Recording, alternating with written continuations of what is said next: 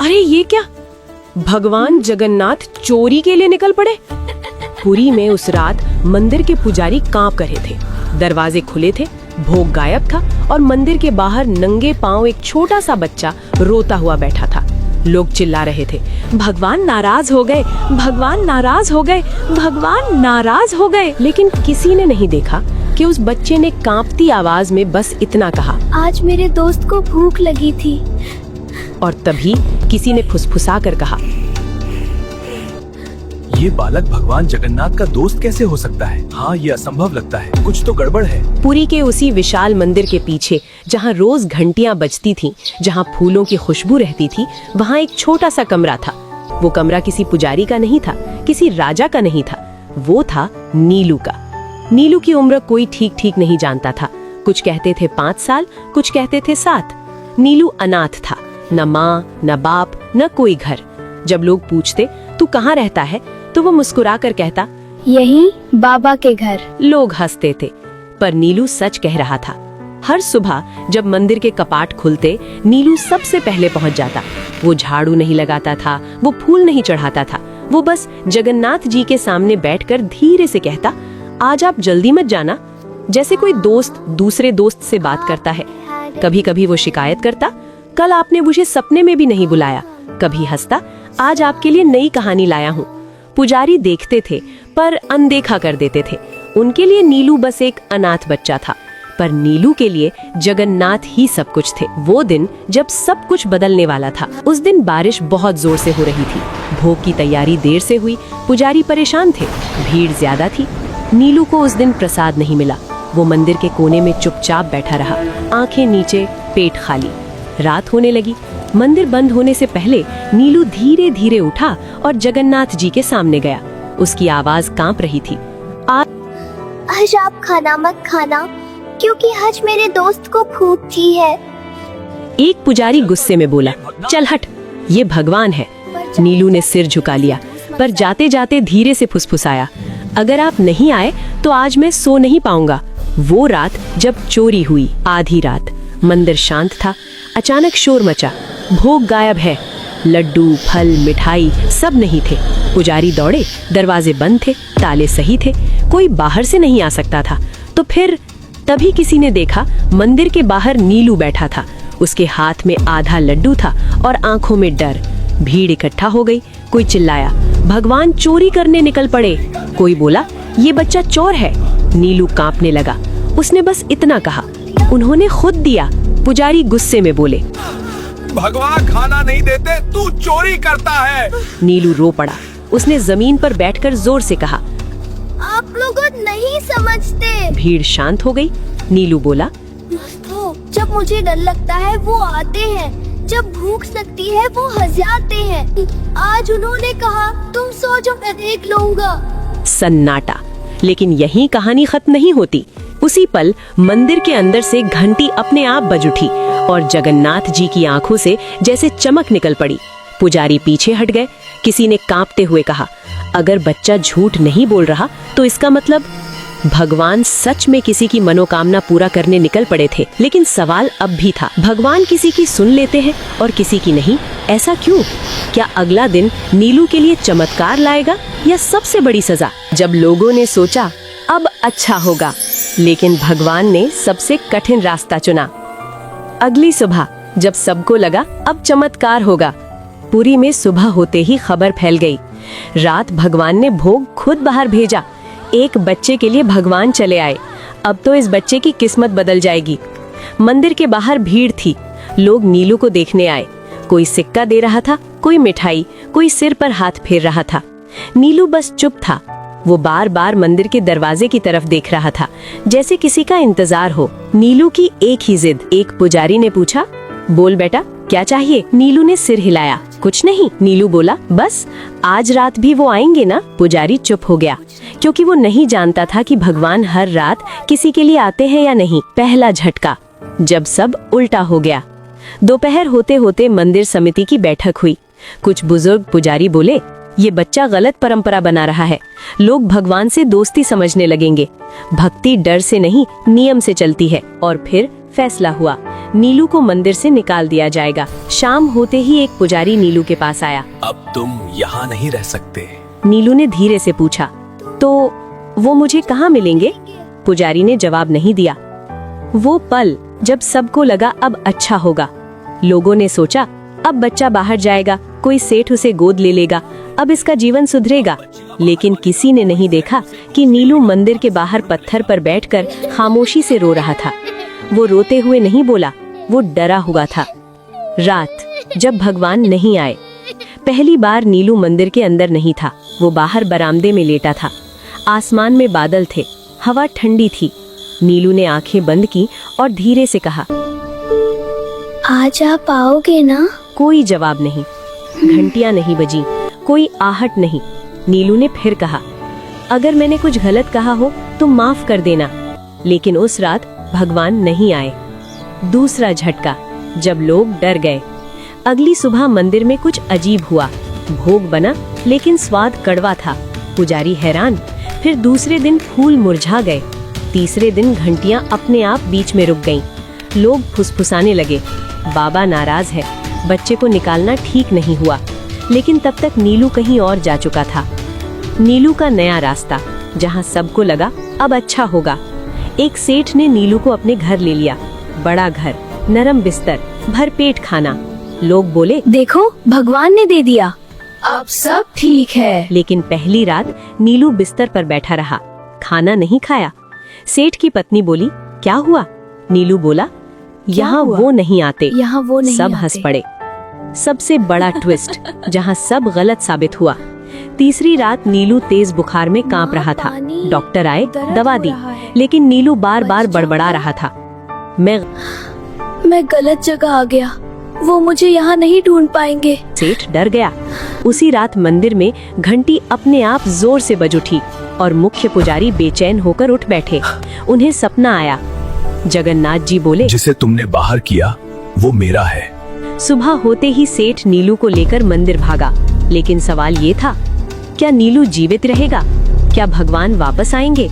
या अब बहुत देर हो चुकी है? और सबसे बड़ा सवाल, क्या हर बार भगवान जल्दी सुनते हैं तो वो अच्छा ही होता है? जब भगवान समय पर नहीं आए और सबने मान लिया कि अब बहुत देर हो चुकी है, वो सुबह जो किसी की जिंदगी बदल देती है। सुबह का सूरज निकला, लेकिन पुरी की हवा में वो शांति नहीं थी। मंदिर के बाहर लोग चुप थे, कोई घंटी नहीं, कोई मंत्र नहीं। सेठ की गाड़ी मंदिर के सामने रुकी।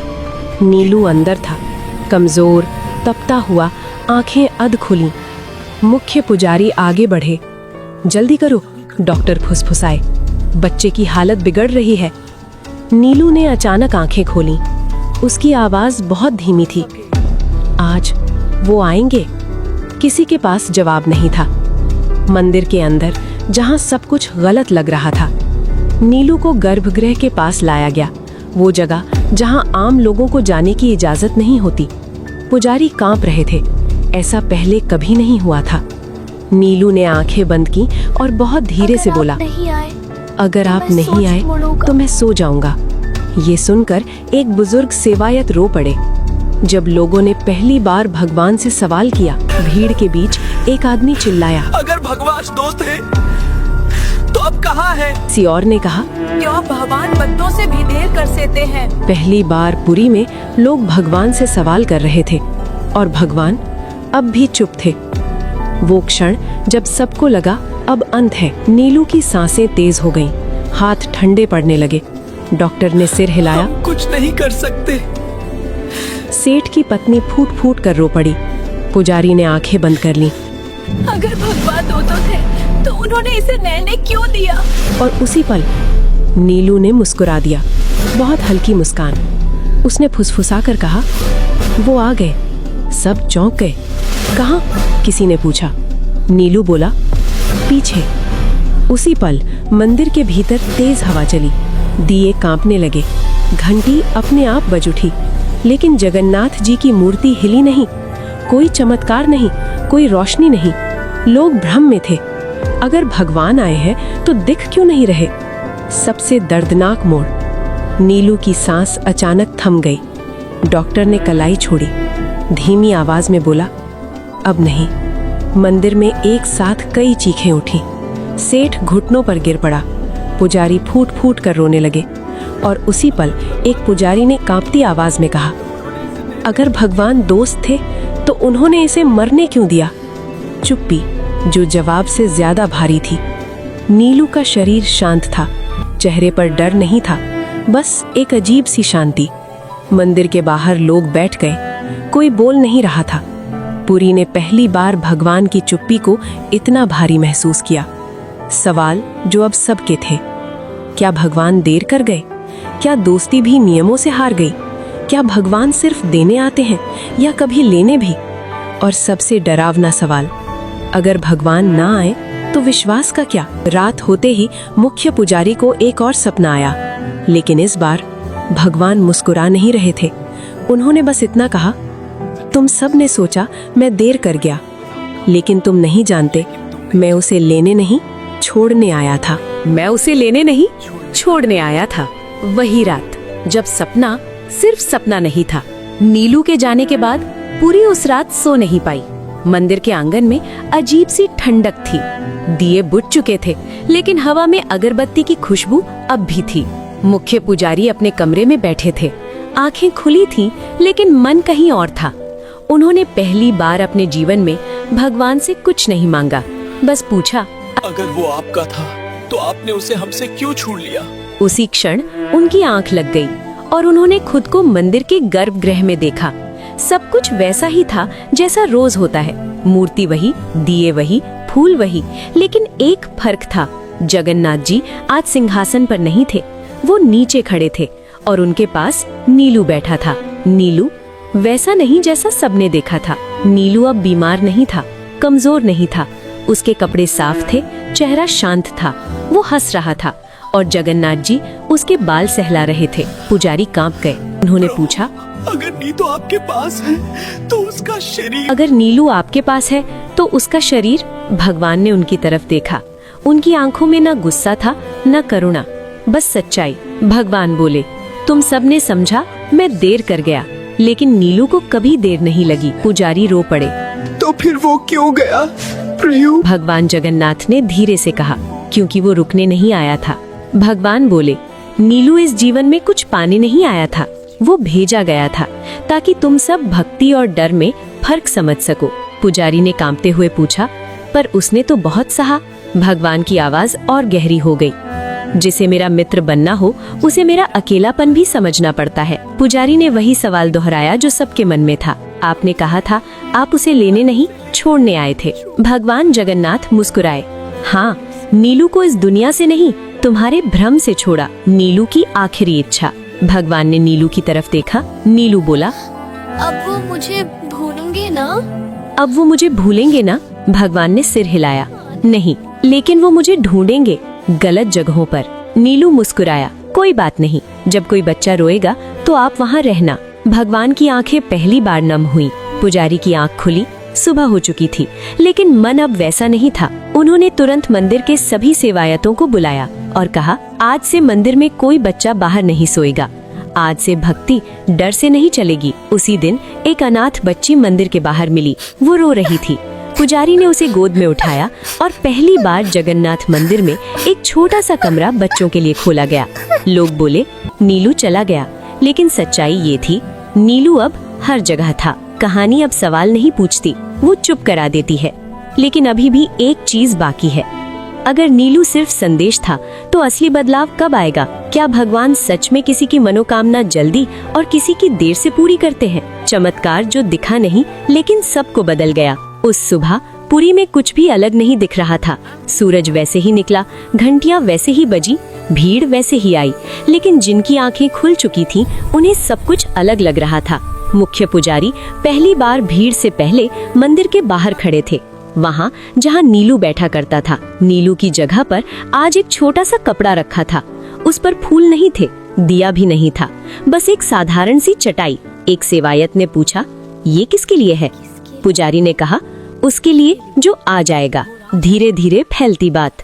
पहले दिन एक बच्चा आया, दूसरे दिन 2, तीसरे दिन 4। कोई नहीं जानता था कि खबर कैसे फैली। बस इतना हुआ कि अब मंदिर के बाहर कोई बच्चा अकेला नहीं बैठता था। पहला बदलाव पूजा में। एक दिन भोग की थाली आई। पुजारी ने हाथ जोड़े और पहली बार ये शब्द बोले, अगर किसी बच्चे को आज भूख है तो पहले उसे। सेवायक चौंक गए, पर किसी ने विरोध नहीं किया। लोगों के भीतर शुरू हुई हलचल। भीड़ में एक आदमी फुसफुसाया, पहले भगवान से डर लगता था, अब थोड़ा अपना सा लगता है। किसी ने कहा नीलू मर गया और किसी ने जवाब दिया, नहीं, नीलू समझ आ गया। जहाँ लोग कुछ और चाहते थे। कुछ लोग नाराज भी थे। एक व्यापारी बोला, हम सालों से चढ़ावा दे रहे हैं, फिर भी हमारी मनोकामना नहीं पूरी होती। दूसरा बोला, एक बच्चा आया और सब बदल गया। पुजारी ने शांत स्वर में कहा, शायद बदलाव मंदिर में नहीं, हम में होना था। एक दिन बारिश हुई। एक शाम तेज बारिश हो रही थी। मंदिर के बाहर एक बच्ची खड़ी थी। वो कुछ नहीं बोली, बस देखती रही। पुजारी बाहर आए, पूछा, किसे ढूंढ रही हो? बच्ची ने कहा, मेरे दोस्त को। पुजारी की आंखें भर आईं। नीलू की मौजूदगी बिना दिखे। कई लोगों ने एक ही बात कही, जब भी किसी बच्चे को खाना मिलता है मुझे लगता है कोई मुस्कुरा रहा है। जब मंदिर शांत होता है लगता है कोई बैठा सुन रहा है। कोई नाम नहीं लेता था, पर सब जानते थे मनोकामना का सच धीरे धीरे खुलता। एक दिन एक महिला आई, रोते हुए बोली, मैंने सालों से मांगा, कुछ नहीं मिला। पुजारी ने पूछा, आज क्या चाहती हो? वो बोली, बस समझना चाहती हूँ, देरी क्यों? पुजारी ने कहा, क्योंकि कुछ लोग मांगने आते हैं और कुछ तैयार होने। वो शाम जब मंदिर सबसे शांत था। उस शाम कोई विशेष पूजा नहीं थी, कोई घोषणा नहीं, बस दिए जल रहे थे और गर्भगृह के पास एक छोटा सा बच्चा धीरे से बोला, आज वो आए थे। किसी ने पूछा, कहाँ? बच्चा मुस्कुराया, जब मुझे डर लगा तब। अब सवाल बदल चुके थे। अगर चमत्कार शोर नहीं करता तो हम उसे पहचाने कैसे? और अगर भगवान जल्दी नहीं देते तो क्या वो मना कर रहे होते हैं? कुछ प्रार्थनाएं तुरंत क्यों सुनी जाती हैं और कुछ को सालों इंतजार क्यों करना पड़ता है? समय बीतता है पर सवाल नहीं। नीलू गए हुए अब कई महीने हो चुके थे। मंदिर वैसा ही था, लेकिन लोग वैसे नहीं रहे। अब लोग मंदिर आते थे पर पहले जैसे नहीं। पहले लोग पूछते थे, मुझे ये चाहिए, मेरा ये कर दो। अब लोग पूछते थे, मैं क्यों मांग रहा हूँ? पहला सच जिसे कोई सुनना नहीं चाहता। एक दिन एक बूढ़ा व्यक्ति आया। उसकी पीठ झुकी थी, आवाज थकी हुई। उसने पुजारी से कहा, मैं 30 साल से पूजा कर रहा हूँ, फिर भी मेरी मनोकामना पूरी नहीं हुई। पुजारी ने पहली बार सीधा जवाब दिया, क्योंकि आप भगवान से नहीं, डर से जुड़े हुए थे। बूढ़ा आदमी चौंक गया। डर और भक्ति का फर्क। पुजारी बोले, जब कोई बच्चा रोता है वो डर से नहीं रोता, वो भरोसे से रोता है। नीलू इसलिए सुना गया क्योंकि उसे खोने का डर नहीं था। भीड़ में सन्नाटा छा गया। समय का रहस्य। एक और आदमी बोला, तो क्या भगवान समय देखकर देते हैं? पुजारी मुस्कुराए, नहीं, भगवान देखकर देते हैं कि तुम संभाल पाओगे या नहीं। भारी हाथ, खाली हाथ। पुजारी ने जमीन से एक पत्थर उठाया, फिर एक फूल, और कहा, भरा हुआ हाथ फूल नहीं पकड़ सकता और भरा हुआ मन भगवान नहीं। भीड़ में कई लोग आंखें झुका गए। जब देर असल में दया होती है। एक महिला रोते हुए बोली, मैंने मांगा था कि मेरा बेटा बच जाए, भगवान ने नहीं सुना। पुजारी ने धीरे से कहा, शायद उन्होंने सुना, पर वो दर्द आपके लिए जरूरी था। ये सुनकर कुछ लोग उठकर चले गए। सच हर किसी के लिए नहीं होता। नीलू की याद फिर से। उसी समय एक छोटा बच्चा मंदिर के बाहर बैठा था। उसने बिना किसी कारण कहा, वो कहते थे अगर अभी नहीं मिला तो मतलब अभी उठाने लायक नहीं हूँ। सब ठिठक गए। तीसरा सच, बच्चा ही क्यों चुना गया? एक सेवायत ने पूछा, भगवान ने बच्चा ही क्यों चुना? पुजारी बोले, क्योंकि बच्चे हिसाब नहीं रखते, वो दोस्ती करते हैं। जब लोग टूटते हैं तब भगवान काम करते हैं। पुजारी ने आखिरी बात कही, भगवान देने से पहले इंसान को तोड़ते नहीं, खाली करते हैं, और जो खाली होना स्वीकार कर ले उसे इंतजार नहीं लगता। अब कहानी अपने आखिरी मोड़ पर है। सिर्फ एक सवाल बचा है, क्या नीलू का असर सिर्फ मंदिर तक था या उससे बाहर भी? क्या भगवान आखिरी बार कोई संकेत देंगे? आखिरी संकेत जो भगवान ने शब्दों में नहीं दिया, वो सुबह जो किसी ने नोटिस नहीं की। उस सुबह पुरी में कुछ भी अलग नहीं दिख रहा था, ना कोई चमत्कार, ना कोई घोषणा, ना कोई आवाज, लेकिन मंदिर के बाहर एक छोटा सा दृश्य था जिसे ज्यादातर लोगों ने देखकर भी अनदेखा कर गए। एक बच्चा मंदिर की सीढ़ियों पर बैठा था। उसके पैरों में चप्पल नहीं थी, हाथ में कोई कटोरा नहीं था। वो बस दिए की लौ को देख रहा था। एक सवाल जो कहानी को पूरा करता है। एक आदमी रुका, पूछा, तू यहाँ क्यों बैठा है? बच्चे ने ऊपर देखा और वही जवाब दिया जो कभी नीलू देता था, अपने दोस्त का इंतजार कर रहा हूँ। आदमी ठिठक गया। बिना दिखे हुआ चमत्कार। उसी पल हवा हल्की सी चली, दिए की लौ सीधी खड़ी हो गई। घंटी नहीं बजी, मूर्ति नहीं हिली, लेकिन जो वहां खड़े थे उन्हें ऐसा लगा कोई सुन रहा है। नीलू की कहानी अब किसी एक की नहीं। धीरे धीरे मंदिर के बाहर और बच्चे आने लगे। कोई रो नहीं रहा था, कोई मांग नहीं कर रहा था, बस बैठे थे। और मंदिर पहली बार इतना शांत था। आखिरी समझ जो देर से आती है। मुख्य पुजारी सीढ़ियों पर बैठ गए और बोले, हम भगवान को अपने समय में बांधना चाहते थे, पर भगवान इंसान को समय के लायक बनाते हैं। सबसे भारी पंक्ति। पुजारी ने आंखें बंद की और बहुत धीरे से कहा, नीलू को भगवान ने नहीं छोड़ा, भगवान ने हमें छोड़ा था, हमारी शर्तों के साथ। जहां कहानी आपसे जुड़ती है। शाम को एक माँ अपने बच्चे का हाथ पकड़कर मंदिर से बाहर निकली। बच्चे ने पूछा, माँ भगवान कहाँ रहते हैं? माँ रुकी, फिर बोली, जहाँ डर नहीं होता। बच्चा मुस्कुराया। अंतिम शब्द। लोग कहते हैं भगवान कुछ लोगों की प्रार्थना तुरंत सुन लेते हैं और कुछ को इंतजार करवाते हैं, लेकिन सच ये है भगवान कभी देर नहीं करते। वो बस तय करते हैं कि कौन मांग रहा है और कौन भरोसा कर रहा है। अंतिम पंक्ति। After silence. अगर आज भगवान चुप है तो समझ लेना वो काम कर रहे हैं, और शायद तुम्हारे भीतर।